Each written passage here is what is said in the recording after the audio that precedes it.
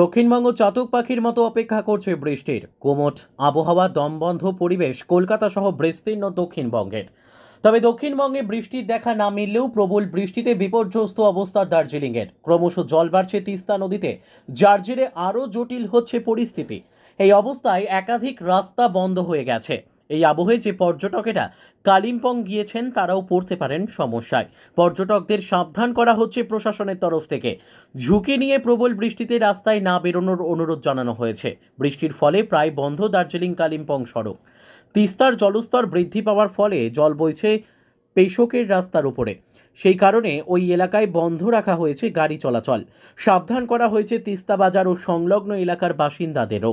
গোটা পরিস্থিতির উপরে নজর রাখছে কালিম্পং জেলা প্রশাসন, দুর্যোগ মোকাবিলা দপ্তর। তবে সম্পূর্ণভাবে বন্ধ করে দেওয়া হয়নি 10 নম্বর জাতীয় সড়ক।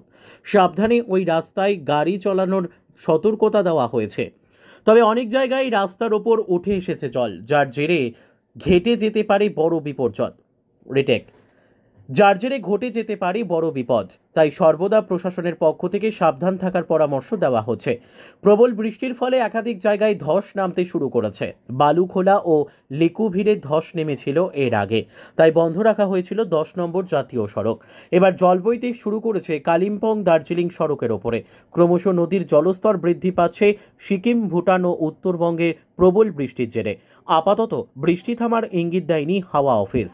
আগামী কয়েকদিন বৃষ্টি চলবে অসম, মেঘালয়, সিকিম ও উত্তরবঙ্গের বিভিন্ন জায়গায়। অতিবৃষ্টি হতে পারে জলপাইগুড়ি, আলিপুরদুয়ার ও কোচবিহারেও। ব্যুরো রিপোর্ট, আমাদের।